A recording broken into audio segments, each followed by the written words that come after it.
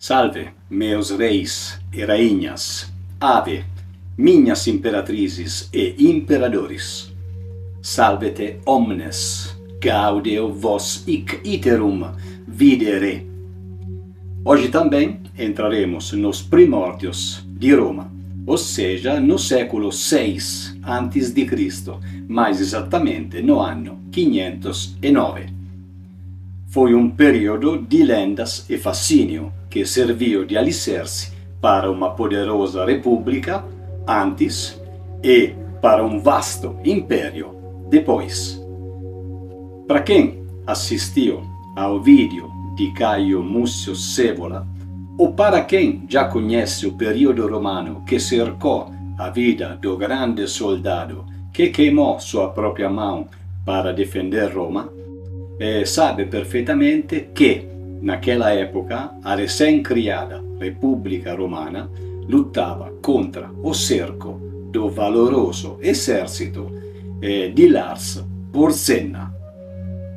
Hoje, portanto, conversaremos sobre mais duas figuras heróicas da Roma antiga que se veem envolvidas na mesma batalha contra o grande rei etrusco. Estou falando de Horácio Cocles, que foi o primeiro a entrar em cena, em ordem cronológica. Em seguida foi a vez de Scaevola e, por fim, a segunda protagonista da história de hoje, Clélia. A cidade de Roma, agora sem o rei, parecia prestes a ceder sob a pressão do poderoso exército de Porsena. A Ponte Sublícia, a única via de acesso para o coração da cidade, era o último e frágil obstáculo. Com o inimigo avançando, a liberdade romana estava por um fio. Mas, nos momentos mais sombrios, é o heroísmo de um único homem que pode mudar o destino de uma nação. E é neste cenário de desespero que surge a figura de um soldado solitário que faria daquela ponte o palco de sua imortalidade, Horácio Cocles. A história de Clélia, por sua vez, entra na mitologia romana logo depois de Scaevola, praticamente como a terceira heroína da saga.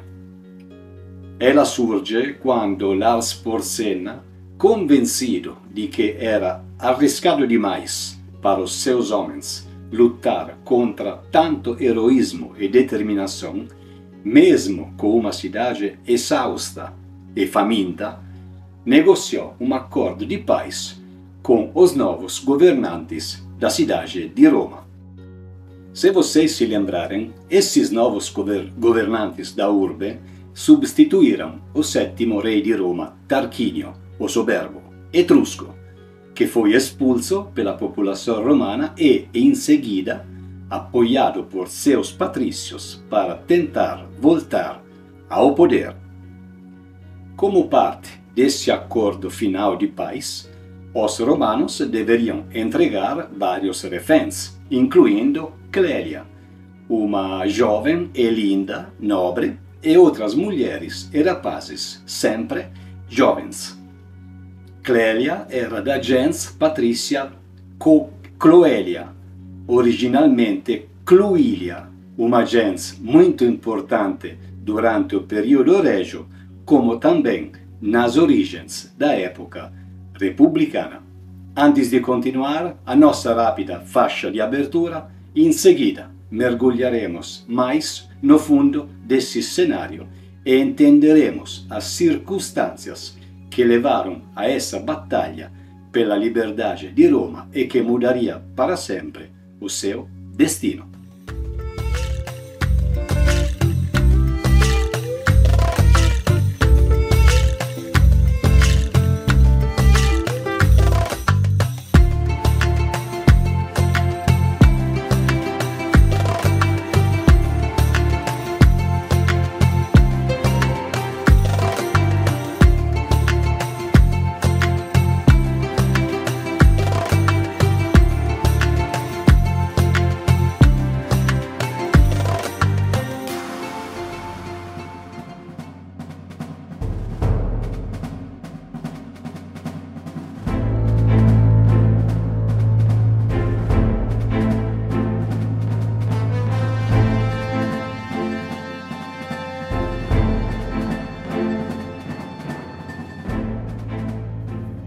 A lenda de Horácio Cocles ocorre logo após a expulsão de Tarquínio, o Soberbo, e o estabelecimento da República Romana. Em 509 a.C., a monarquia etrusca de Tarquínio, o Soberbo, foi derrubada e Roma, ainda em seus primórdios, já estava ocupando um território que se estendia por pouco mais de 24 quilômetros da cidade, 24 quilômetros em círculo por volta da cidade. Ao se verem independentes do poder etrusco, os romanos estabeleceram um governo republicano, um pouco no modelo ateniense. O rei deposto, Tarquínio o Soberbo, cuja família era originária di Tarquínia, na Etrúria, solicitou e obteve o apoio das cidades de Veios e Tarquínia. Os exércitos das duas cidades, liderados pelo mesmo Tarquínio, entraram em confronto com o exército romano, liderado pelos dois cônsules, Públio Valério Publicola e Júnio Bruto. E no último dia do mês de fevereiro ocorreu a sangrenta batalha de Silva Arcia, durante a qual muitos homens pereceram de ambos os lados, incluindo o cônsul Bruto.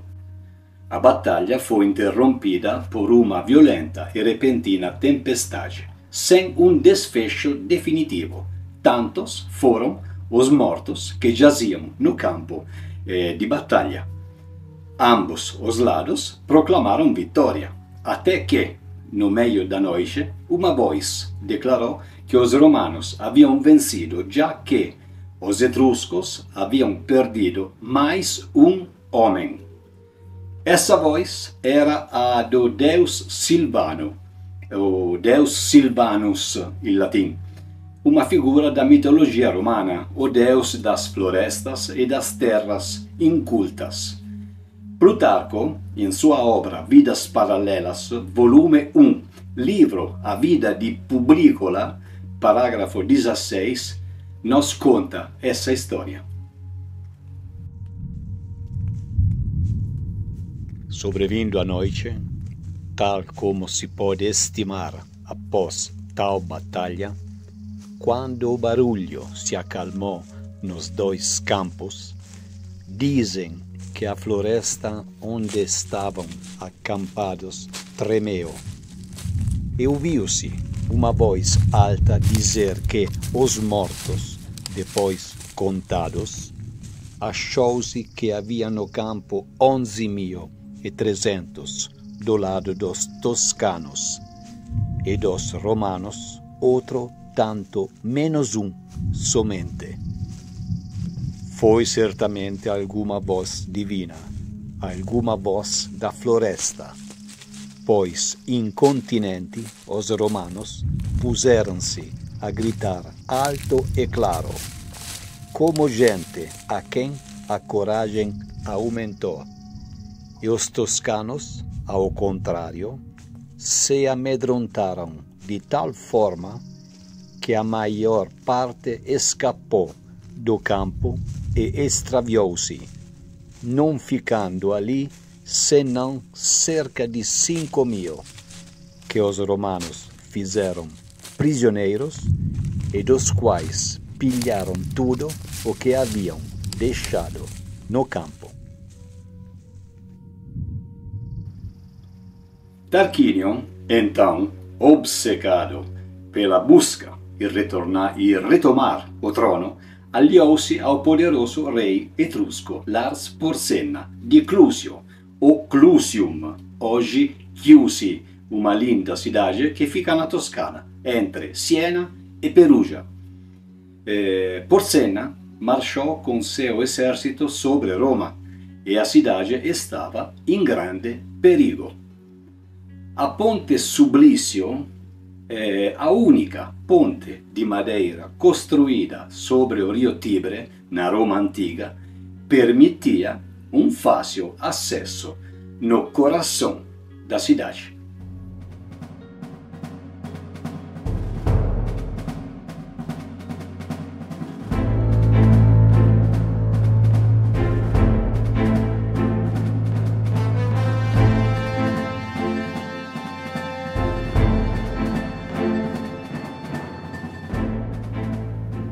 Los etruscos, liderados por Porsena, tentaram atravessar a ponte para sitiar a cidade.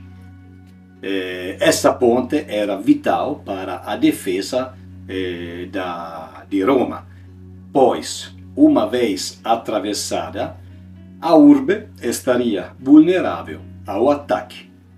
Vendo o perigo iminente, Horatius Cocles, um jovem romano e possivelmente um corajoso plebeu, correu para a ponte para enfrentar o inimigo. Ele era sobrinho de Marco Horácio Pulvilo, que foi cônsul no 509 a.C. e era descendente dos 3 irmãos Horácios que lutaram e ganharam contra os Curiáceos naquele famoso desafio e que encontra o vídeo no canal. Em suma, todos heróis por vocação familiar. Em cima da Sublício, Cocles gritava aos soldados romanos: cortem a ponte, destroem tudo, continuem, não parem, continuem até ela desabar. Mesmo com o grande esforço de seus colegas romanos, ele se deu conta que destruir a Sublício levaria tempo e que o tempo disponível por isso era muito pouco. Portanto, a única maneira de salvar a cidade de Roma da invasão era enfrentar a marcha dos inimigos, atrasá-los mais possível e permitir aos seus companheiros de terminar a missão. Portanto, com uma bravura lendária, Horácio Cocles esperou os inimigos e se ofereceu para defender sozinho a ponte contra todo o exército etrusco, enquanto os seus companheiros atrás dele, os soldados romanos, a demoliam por trás. Inicialmente, Espúrio Lárcio e Tito Hermínio lutaram ao seu lado. Quando restava apenas uma pequena parte da ponte para ser destruída, Horácio ordenou aos 2 amigos dele que fugissem para um lugar seguro, permanecendo ali para lutar sozinho contra os etruscos que estavam avançando.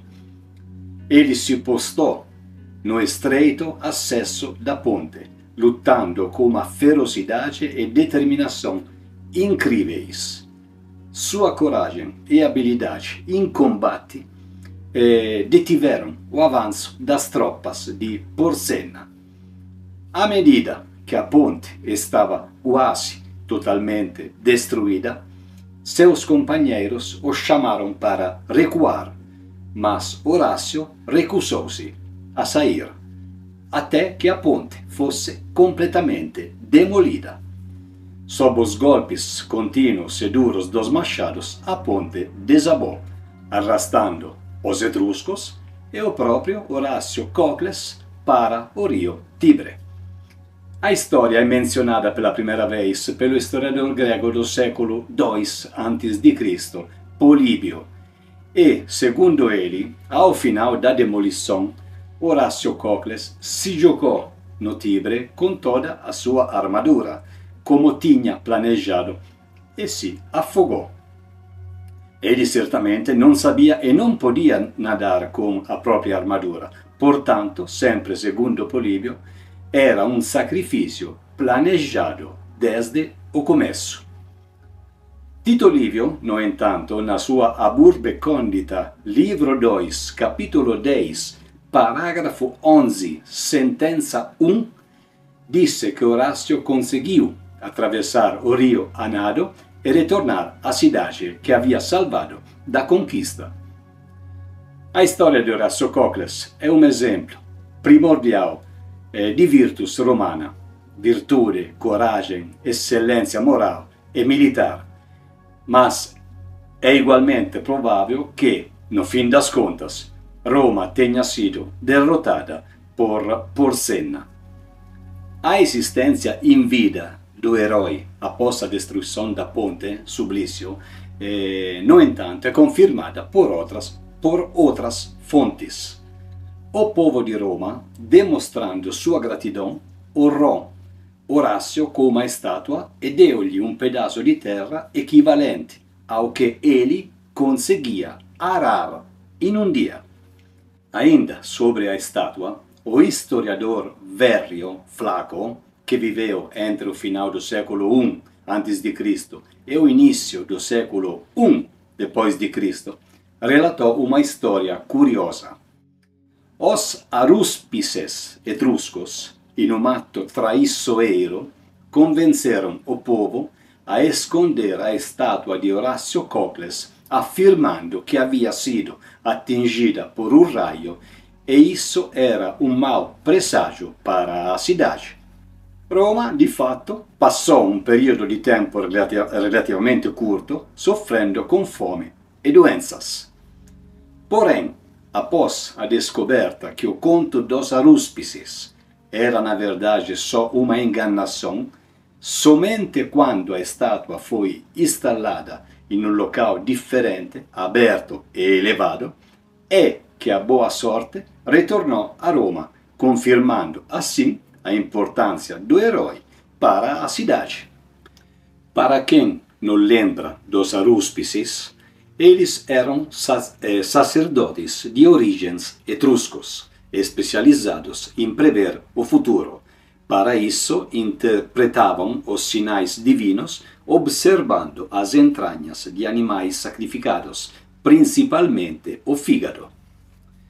Mas o que um arúspice procurava no fígado e como ele interpretava esses sinais?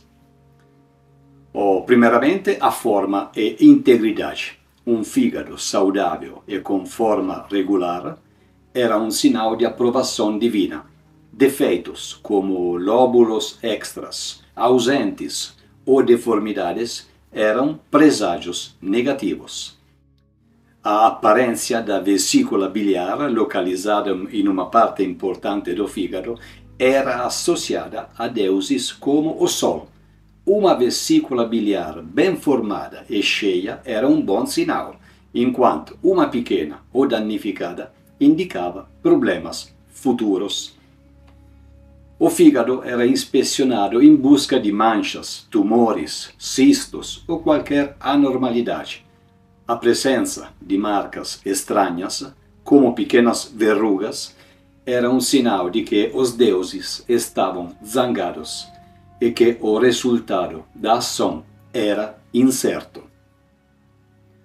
A posição das veias e vasos sanguíneos também era crucial. Uma veia que atravessava uma seção, por exemplo, poderia indicar que o poder daquele deus específico estava passando para outro lugar. O lóbulo principal do fígado em boas condições, e que os romanos chamavam de pars familiaris, a parte da família, era a característica mais importante para determinar o destino do consultante. Um defeito nesta área era interpretado sempre como um mau presságio. Os arúspices, que tinham a própria origem, como disse, na cultura etrusca, eram considerados grandes especialistas em presságios, e os romanos, mesmo após dominarem toda a região da Etrúria, pátria desta civilização, respeitaram e incorporaram essa tradição à sua própria religião e frequentemente consultando-os para tomar decisões importantes, sejam militares ou políticos. Horácio Cocles se tornou um símbolo de patriotismo, sacrifício pessoal pelo bem maior da comunidade e da indomável coragem romana. Foi celebrado em canções, poesias e se tornou um modelo para as gerações futuras de romanos, incluindo o próprio Múcio Scaevola, que apareceu na história pouco tempo depois. Voltando agora dentro da luta das duas civilizações romana e etrusca, com a ponte definitivamente destruída, Porsenna foi impedido de entrar com seu exército, mas mesmo assim não recuou. O rei sitiou a cidade com seu enorme acampamento, com o objetivo primário de matá-la de fome. É nessa altura da lenda que entra em cena Múcio Scevola e a nossa heroína logo depois. Para quem não assistiu ainda ao vídeo sobre a história de Caio Múcio Scevola, ele é disponível no canal.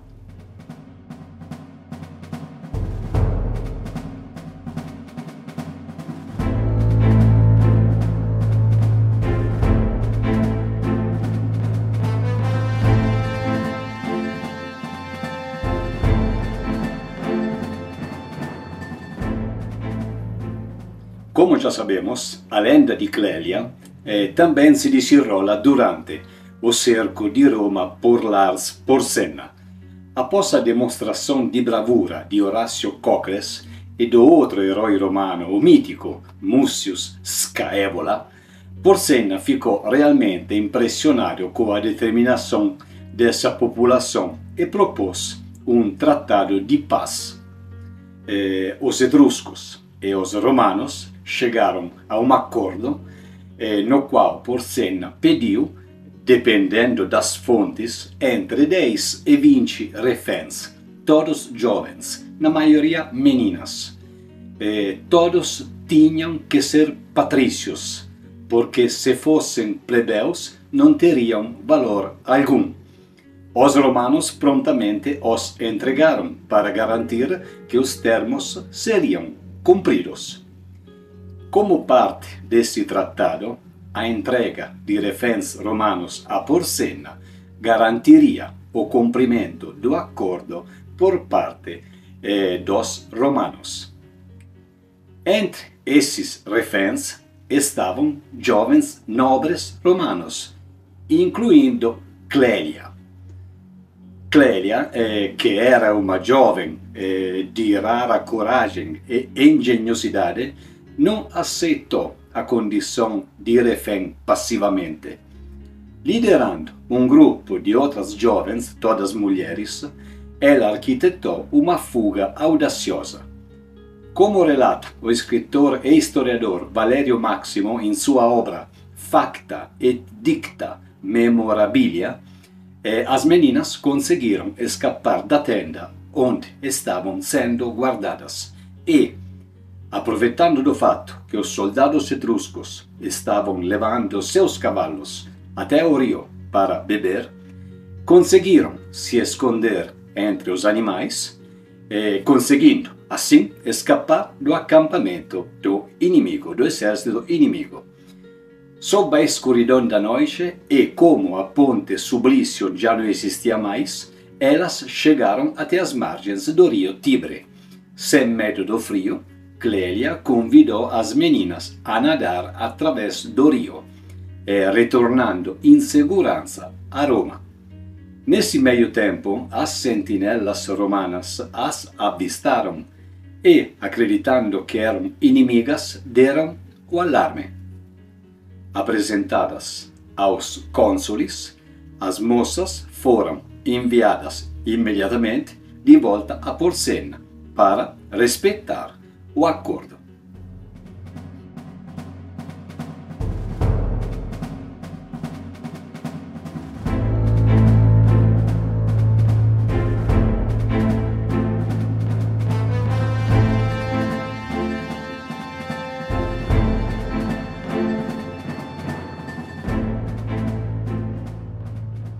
Quando Porsenna descobriu a fuga, ele ficou furioso e se preparava para cobrar as moças de volta ou voltar a sitiar Roma. No entanto, os romanos, que valorizavam a fides, a lealdade, boa fé acima de tudo, já haviam concordado em devolver as jovens de acordo com o tratado, mesmo tendo uma profunda admiração sobre a bravura de Clélia e de suas companheiras. Ao voltarem à frente do rei etrusco, Porsenna interrogou Clélia, que se apresentou para se declarar culpada de ter instigado a fuga, inocentando todas as outras meninas. Ela respondeu às perguntas com orgulho, afirmando que não se arrependia do que fizera e que certamente o faria novamente em qualquer momento. Impressionado e admirado, não apenas com a bravura da moça, mas também com a fides romana de cumprir o Tratado dos Reféns, o rei Porsenna permitiu que Clélia escolhesse metade dos prisioneiros romanos para serem libertados. Com uma inteligência notável, Clélia escolheu crianças pequenas e os mais jovens entre moças e rapazes, pois eram os mais vulneráveis e o que poderiam se tornar no futuro grandes guerreiros ou grandes heroínas. Graças a essa lenda, Clélia se tornou uma das poucas heroínas femininas celebradas na história total romana. A sua vida ressalta qualidades como coragem, astúcia, patriotismo e liderança feminina, um fato muito raro na história da Cidade Eterna. Como com Cocles, Clélia foi honrada também com uma estátua equestre dessa vez, ela montando a cavalo, e foi colocada na Via Sacra, um privilégio raríssimo, se não único, para uma mulher na Roma daquele período. A Via Sagrada era a principal rua da cidade de Roma, desde a fundação. Era a mais importante via cerimonial, usada para procissões religiosas e triunfos militares.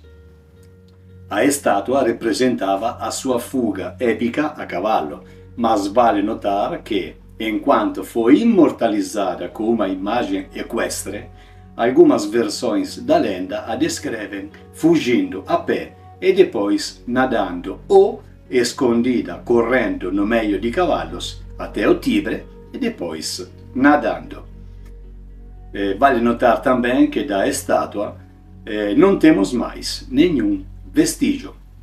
Todas as narrações dessa lenda, contadas por Tito Livio, Dionísio de Halicarnasso, Plutarco e Valério Máximo, são fundamentais para entender os valores e ideais da jovem República Romana, personificando a virtus, coragem e excelência, tanto masculina quanto feminina, que os romanos admiravam e sempre buscavam imitar. Certo, quase ia me esquecendo. Se não falasse agora, eu teria que fazer mais um encaixe no vídeo depois. Aliás, sobre este assunto, queria me desculpar com vocês pelos inúmeros cortes que encontram nos meus vídeos, geralmente em todos. O principal motivo é que não tenho um domínio absoluto do português, como vocês todos perceberam.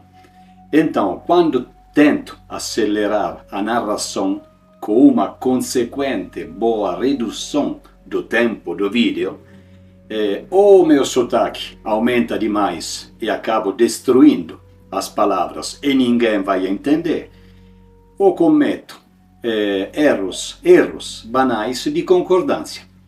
Por isso, peço a paciência de vocês. Com o tempo e a prática, a quantidade de cortes e as durações gerais dos vídeos será menor, podem ter certeza. E o que estava esquecendo mesmo? Lars Porsenna. Bom, foi a combinação desses três atos heróicos que convenceu o rei etrusco a firmar um acordo de paz duradouro. Ele não apenas retirou suas tropas, abandonando assim o longo e cansativo cerco da cidade, como também devolveu os reféns restantes e até mesmo restaurou algumas terras que os etruscos haviam tomado dos romanos em tratados anteriores. Lars Porsena retornou para sua cidade e a sua vida, a partir de então, se caracterizou por uma relação de paz e respeito com Roma.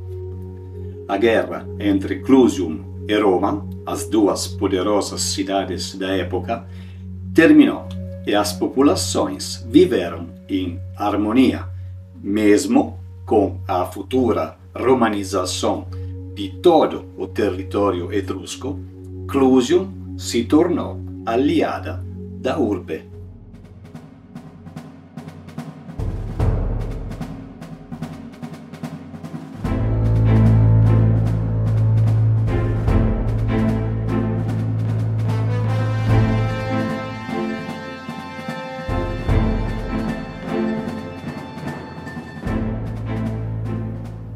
As lendas de Horácio Cocles e Clélia, assim como a de Múcio Scaevola, não são apenas histórias de heróis individuais. Elas são a representação da alma da jovem República Romana. E em um momento de extrema vulnerabilidade, onde um poderoso rei etrusco sitiava a cidade e ameaçava a sua existência, o povo de Roma se viu diante de um dilema: ceder ao poder ou lutar com tudo o que tinha? Horácio nos ensinou sobre a coragem sacrificial de um homem disposto a morrer para que a sua comunidade vivesse. Múcio a de uma determinação inquebrável, capaz de enfrentar a dor para demonstrar a força de sua vontade. E Clélia, a de uma heroína que subverteu o seu papel de refém.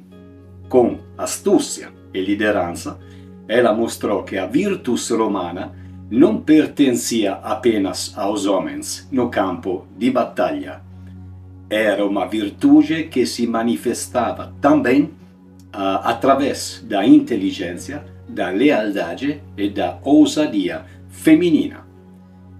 Essas histórias se tornaram três grandes pilares da identidade romana. Elas serviram como exemplo para as gerações futuras, mostrando que o poder de Roma não estava em seus reis ou em seus exércitos, mas sim na fides, na coragem e na determinação de cada um de seus cidadãos, homens e mulheres, para defender a liberdade de sua cidade.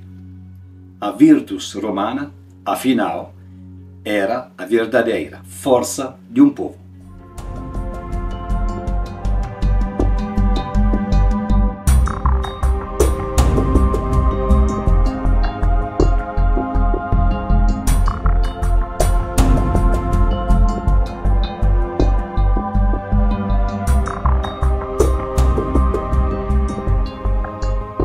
Chegamos ao fim dessa nossa jornada, imersa mais uma vez em uma linda, aliás, duas desta vez, lindas lendas de Roma antiga.